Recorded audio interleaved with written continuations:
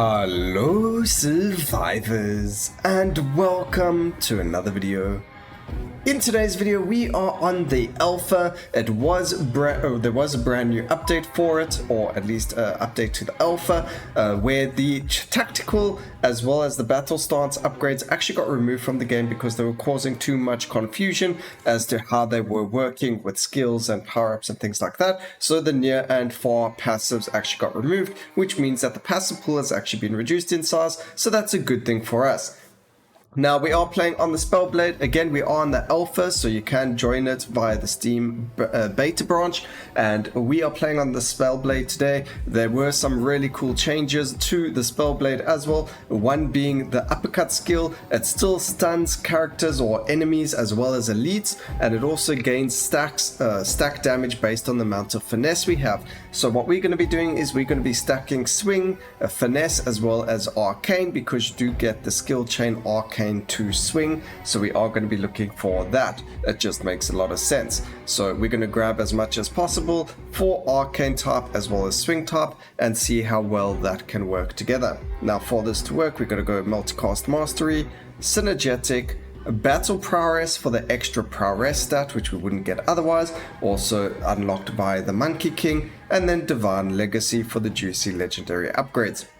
We're then running weapon expert, unexpected arsenal, and then skill inclination arcane. Now we go inclination arcane because we are going to be using the second weapon, so that we start off with slash as well as uppercut, and then swing isn't so important. We can look for heart-rending strike, but otherwise we're looking more for the arcane skills so that we can get the arcane to swing. Now I haven't actually tried this, so we're going to go straight into a high overlord run. And now they've also made it, another update that happened to the alpha is you no longer need ethereal lords in order to run the max curse, or the most amount of curses to beat curse 7 or tier 7 out there. So normally you would have needed it to reach all of the curse levels for it to be activated. You no longer need it to do that, so really good change there as well. Now you can see that uppercut's doing a lot of work. You can see we're not actually doing a lot of damage per se, but we're in a very safe spot because of the stun, and because this works on elites as well, we don't really have to worry too much about things hitting us.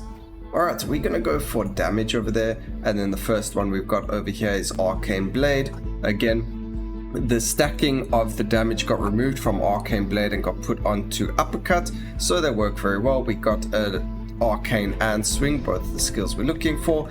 The cooldown is a little bit high, unfortunately, for the skill, but it's alright. We do want Arcane Slash because of that 1.1 second cooldown that it has, and then we'll see what else we can get of Arcane that can hopefully give us a low cooldown.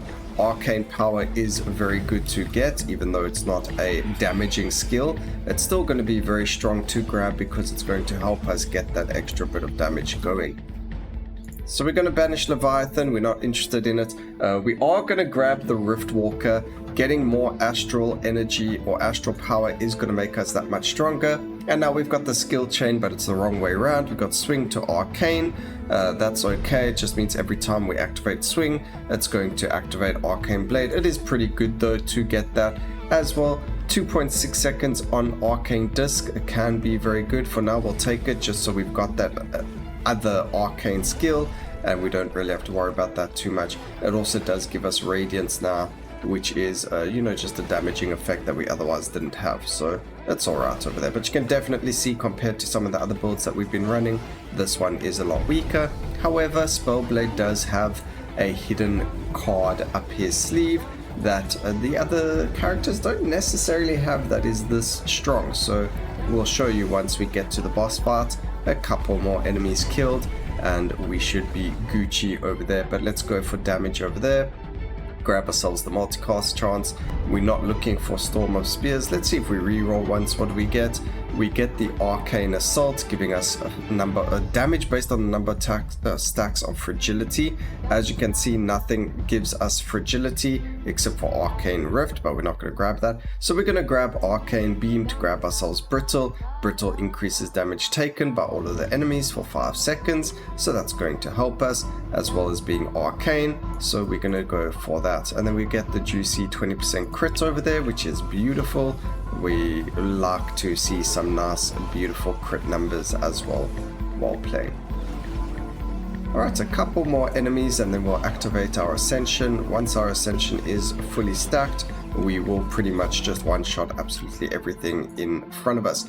Now, we did want Arcane Slash. I did want Magic Missile as well, just because of the amount of fragility that it applies. A very, very strong skill to use. Actually, if we're using Magic Missile, you can go for Arcane Assault as well. It does make sense, but we're focusing on Arcane Swing, and that's going to work that way. So instead of, let's say, the Arcane Disc over here, we can go and grab ourselves the Arcane Missile, and that's going to be very, very good for us. We'll see, maybe Arcane Beam doesn't necessarily have to be there, but for now it's looking pretty good.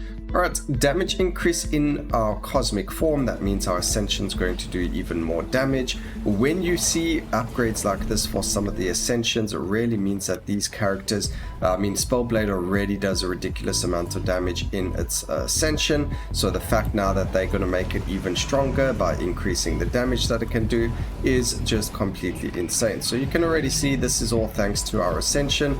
We're just using it in the very beginning here because so far our build does not feel very strong whatsoever, so the Ascension is going to carry us just for that little bit of time until we are able to deal more damage and get more stats. Now over here we're going to actually lock the skills. We're happy with what we've got. We do want to go and get some upgrades on these two over here, but we do need to get some cast frequency on them as well, otherwise we're going to be in a bit of a bind over there. So over here we've got, for each skill of swing typing, we get increased multicast. We don't actually want that. We do want the multicast on the uppercut, but the others are looking really a bit choppy over there. But there's skill chain from swing to arcane, that's perfectly fine, and then we can grab the 2 multicasts as well, but we're going to grab that one first, and then next level we'll grab the other, well, the next 2 levels we'll grab the other 2. Now, as long as we're standing inside of rifts, we should be able to kind of in somewhat way make sure that we are still keeping the Ascension up and active and dealing a lot of damage very quickly. So over here we're actually in a very good spot. We get ourselves Bulwark to Aptitude, which is beautiful as well, and we could have even locked our Ascension over there, the upgrade for it, but there's no real need for that. We're just going to keep chilling over here in these circles. As you can see, it makes a huge difference. We're still running with our Ascension, and we're probably going to see at the very end that the damage is going to come mostly from our Ascension more than anything else. But you can see we're already on a 30% chance from swing to arcane. Very, very, very strong. I think we needed a bit more swing skills to get the arcane to swing, or maybe yeah, I think if you have more than the other you kind of get it, but I'm not 100% sure on the maths or all of that stuff, and the cooldown, not the cooldowns, but the RNG numbers and all of that stuff. Being able to know exactly what the figures are or how to do it is kind of like a, you know, something we got to kind of play the game to figure out. So we don't really want to know all these things, otherwise it ruins, you know, whether or not we play certain things, and we got to play and figure it all out ourselves as well sometimes. Alright, increase the amount of rift we get. I actually want both of these, so we're going to grab both of those. That's beautiful. Arcane knowledge, so now we increase the damage modifiers of all of our swing skills, which is, or skills that aren't arcane, which is our 2 swings over there. And then we're going to grab the expansive, because who doesn't like being melee, where you can hit things from across the room as well. So that's going to be very, very good.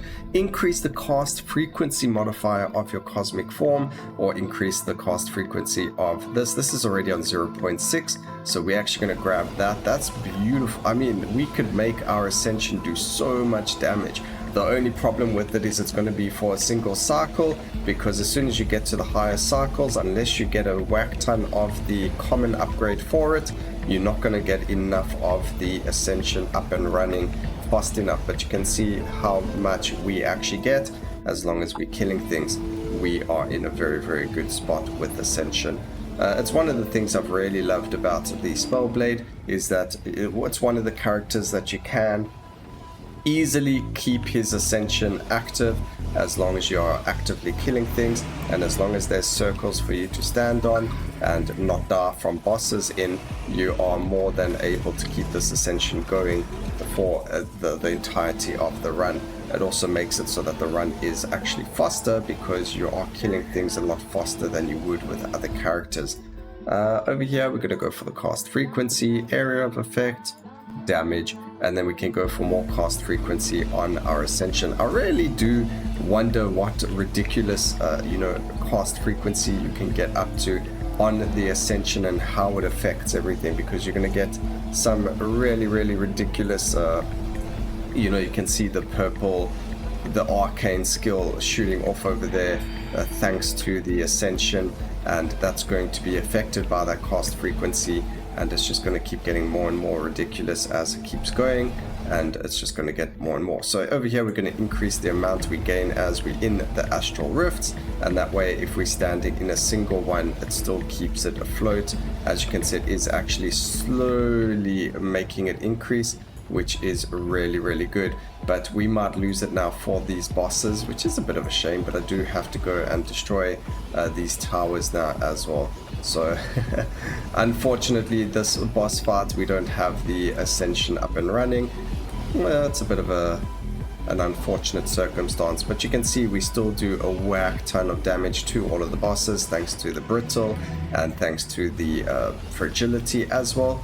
And a very easy to use build and very powerful build as well, as long as we actually actively hitting the bosses with magic missile. I think fragility is actually very strong this patch, so don't sleep on it, ladies and gentlemen. There we go, 4 of the bosses are down now. Activated the Ascension too early, so we actually don't want to stand in any puddles. We want it to kind of die down. Grab the life over here because we did get hurt a little bit, and then we get more skill chain swing to arcane. It's really not the skill chain I wanted arcane to swing, but it is what it is. It doesn't really matter too much. And then we've got the arcane knowledge there as well. So the meta nowadays, if you're not playing a dot build, is to go for synergetics so that you get all the buff synergies. We didn't really get a lot in terms of like bulwark to whatever, like these ones over here, but we do get a lot of synergies like these ones, which are the chain skills and so on and so forth, which are going to help quite a lot as well. Alright, let's see how much energy we can actually get without standing in the portal again and getting our Ascension activated too early, but there the portal is already, and you can see just by those a couple of circles, not even standing in them for the full duration, and we nearly maxed out our Ascension. Also, I don't know if you heard the charm there this time. Hopefully the sound was working. I did double check though before we started. So you should have heard a charm over there. That charm sound is to say that the pillar of protection did spawn, and it just gives you an indicator that it is available, because sometimes you don't really pay attention to everything that's happening on the screen, or maybe you don't have all of the graphics on, or whatever the case may be, and you're not going to see everything the way that others would if they have those settings on. So there are audible noises there as well to assist. We're going to go with the multicast chance. I think that's going to be a little bit stronger. I wonder if a general stat upgrade still affect your Ascension. The fact that we do get cards or passives that upgrade our Ascensions makes me think not. So getting things like the multicast and all of that isn't going to affect our Ascension. Would be quite ridiculously powerful if it did. So it makes sense to not. But that doesn't mean it doesn't, it just makes sense that it doesn't. Alright, and you can see with our Ascension up and popping, wham bam, thank you man. It was a very slow run, not the fastest, I mean we've had faster, but definitely a very fun and powerful run. Let me know what you think about it down in the comment section. Let's see what the damage came from. Arcane Beam and Magic Missile actually dealing most of the damage. I really thought Uppercut would have been better over there. And then you can see we've got the Energy Pulse coming in over there after all of our skills. That is quite Arcane Blade, Arcane Slash doing less damage than them, but that is surprising. I really would have thought Arcane Energy Pulse being higher up in the damage numbers, but it wasn't, which is actually very, very good. So I hope you guys enjoyed the video. Please remember to like, comment, and subscribe for more videos like this in the future. And always remember, keep safe, survivors. Until next time, cheers.